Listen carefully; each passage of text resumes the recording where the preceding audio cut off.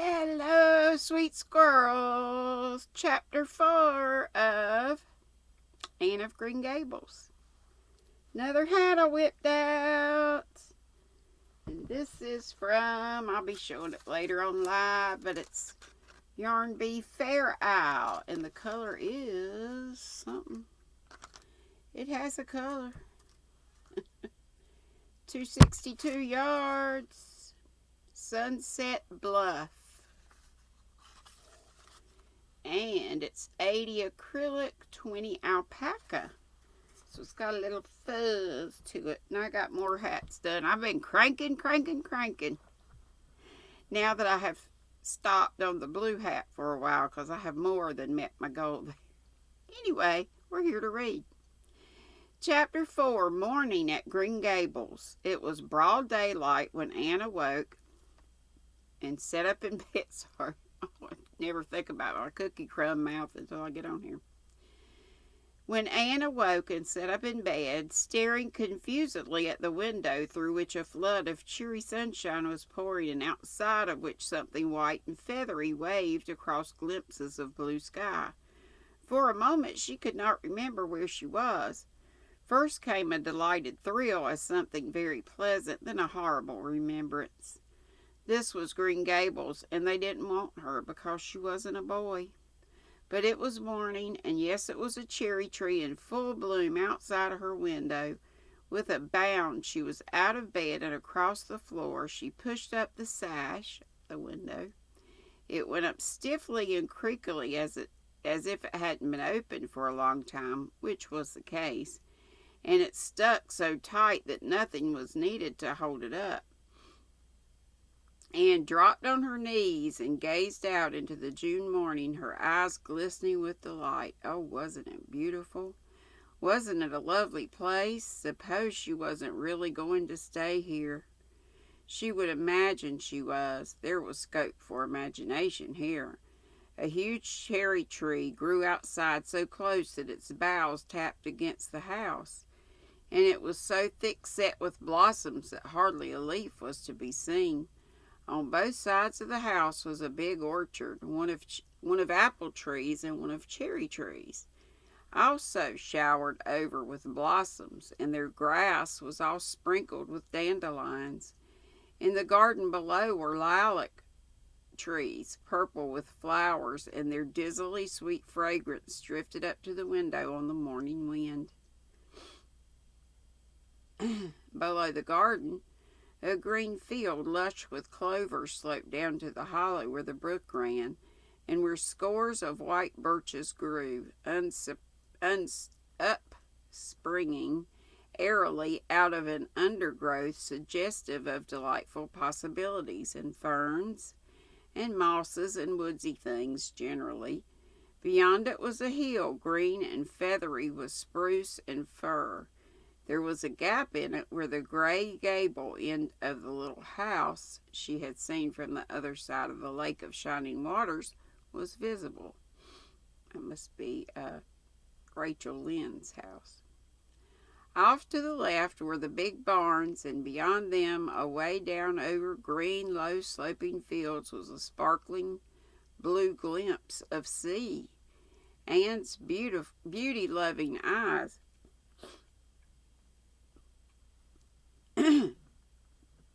lingered on it all, taking everything greedily in.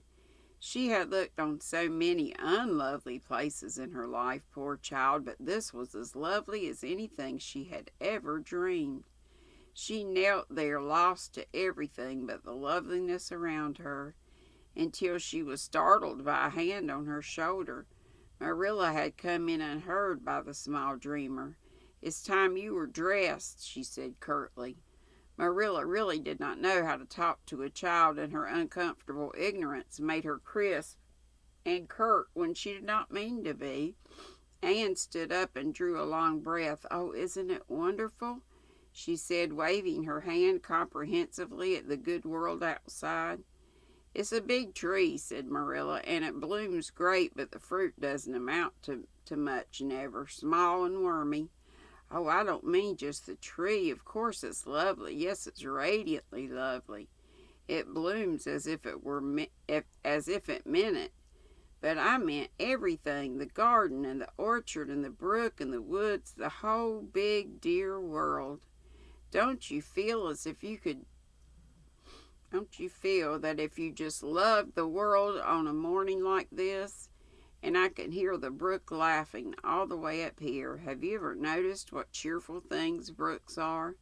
They're always laughing. Even in wintertime, I've heard them under the ice.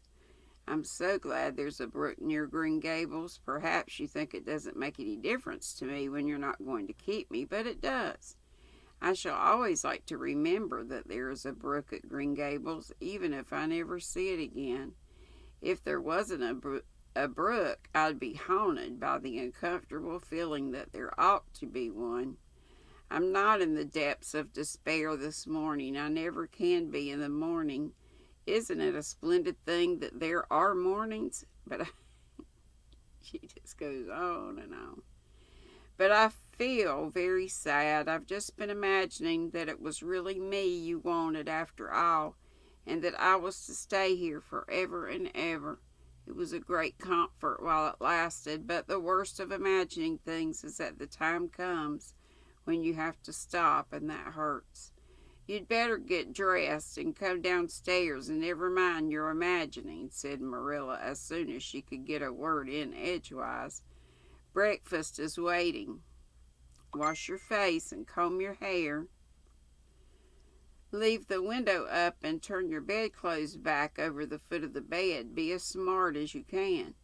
Anne could evidently be smart to some purpose, for she was downstairs in 10 minutes' time, with her clothes neatly on, her hair brushed and braided, her face washed, and a comfortable consciousness pervading her soul that she had fulfilled all Marilla's requirements.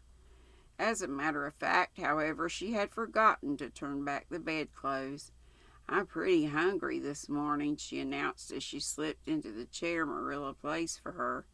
The world doesn't seem such a howling wilderness as it did last night. I'm so glad it's a sunshiny morning. But I like rainy mornings real well, too. All sorts of mornings are interesting, don't you think? You don't know what's going to happen through the day, and there's so much scope for imagination. I wonder how many times she's going to say that. But I'm glad it's not raining today, because it's easier to be cheerful than bear up under affliction on a sunshiny day. I feel that I have a good deal to bear up under.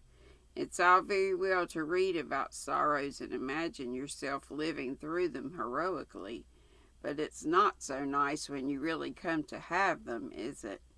For pity's sake, hold your tongue, said Marilla. You talk entirely too much for a little girl. Thereupon, Anne held her tongue so obediently and thoroughly that her continued silence made Marilla rather nervous, as if the presence of something not exactly natural. Matthew also held his tongue, but this was natural, so that the meal was a very silent one. As it progressed, Anne became more and more abstracted, eating mechanically, with her big eyes fixed unswervingly and unseeingly on the sky outside the window. This made Marilla more nervous.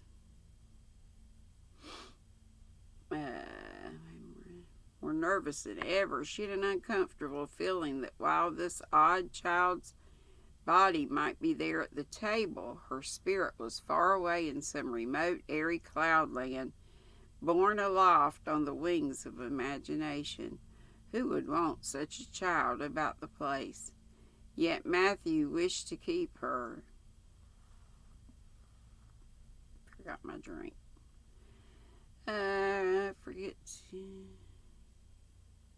Yet Matthew wished to keep her. Of all unaccountable things, Marilla felt that he wanted it just as much this morning as he had the night before, and that he would go on wanting it. That was Matthew's way, take a whim into his head and cling to it with the most amazing, silent persistency, a persistency 10 times more potent and effectual in its very silence than if he had talked it out. When the meal was ended, Anne came out of her reverie and offered to wash the dishes. "Can you wash dishes right?" asked Marilla distrustfully.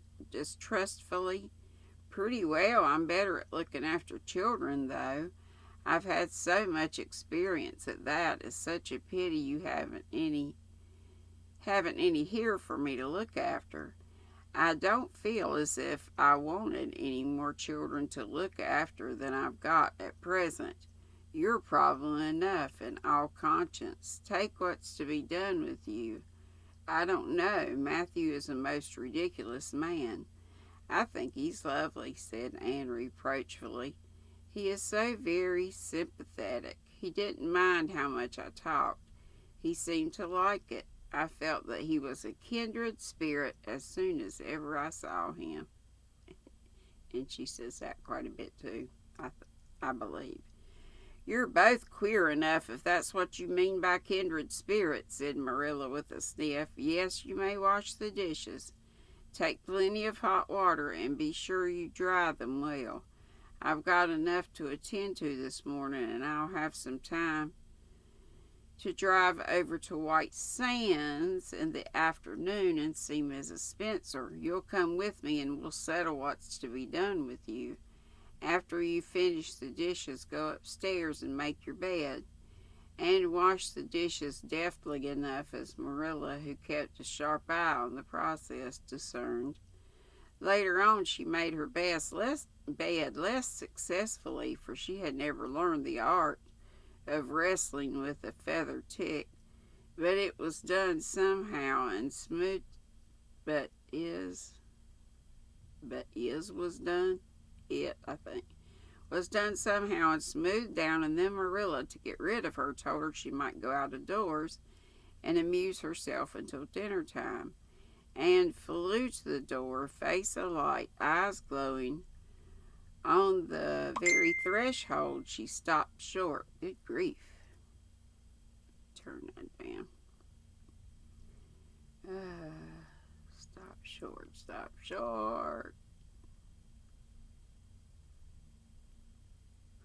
On the very threshold, she stopped short, wheeled about, came back, and sat down at the table, light and glow as effectually blotted out as if one had clasped an extinguisher on her. "What's the matter now?" demanded Marilla. "I don't dare go out," said Anne in the tone of a martyr relinquishing all earthly joys. "If I can't stay here long, there's no use in my loving Green Gables.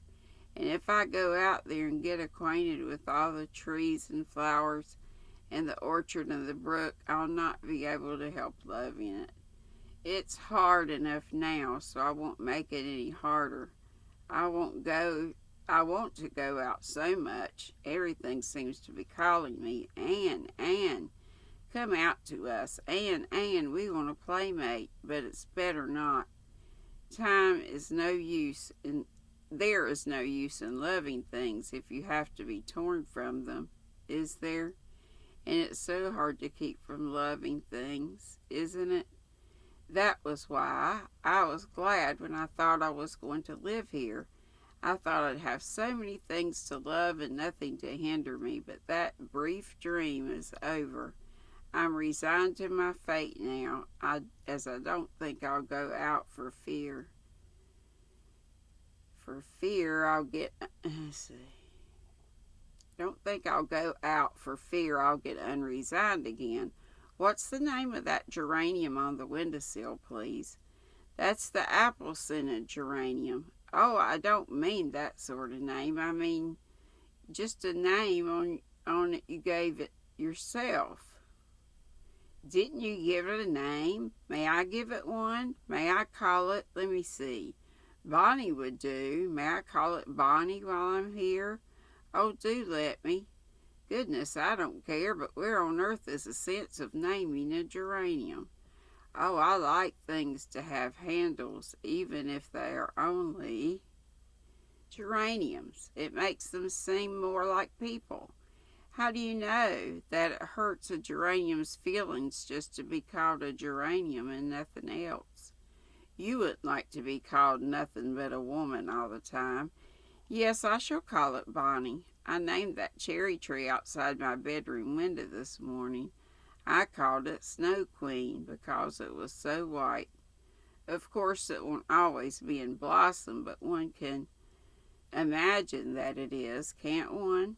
I never in all my life saw or heard anything to equal her, muttered Marilla, beating a retreat down to the cellar after potatoes.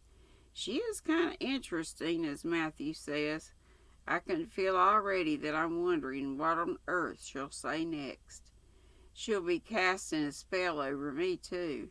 She's cast it over Matthew. That look he gave me said when he went out.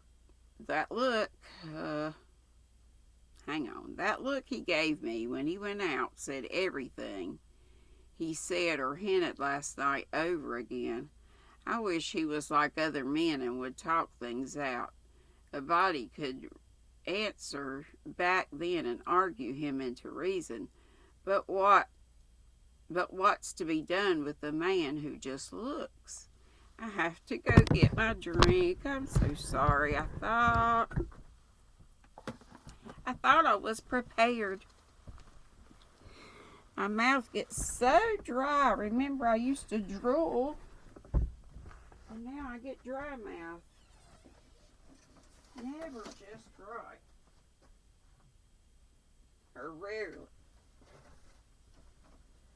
But I'll try not to complain too much. Oh, these days this chair's just gonna go bonk.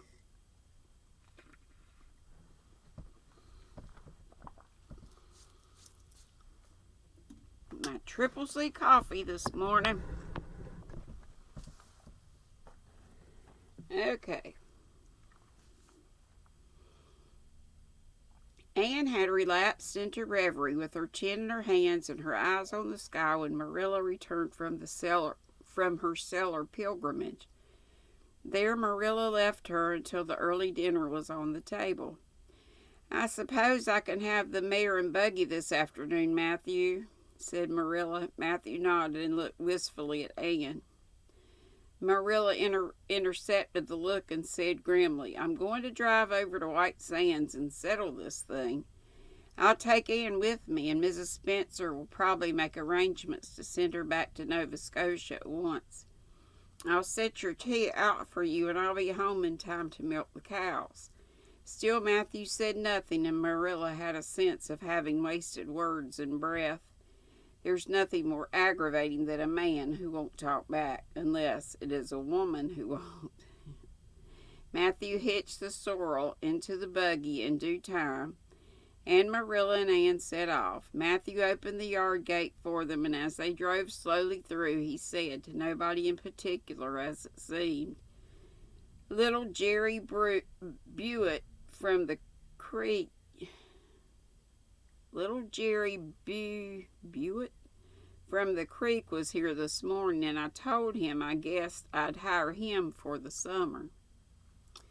Marilla made no reply, but she hit the unlucky sorrel such a vicious clip with the whip that the fat mare, unused to such treatment, whizzed indignantly down the lane at an alarming pace.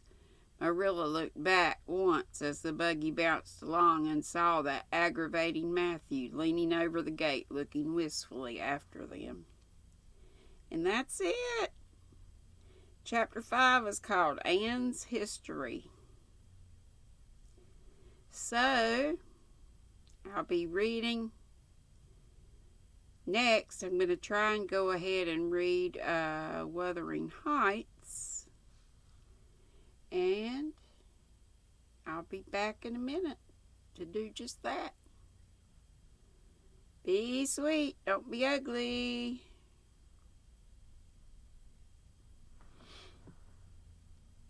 Okay. Bye-bye.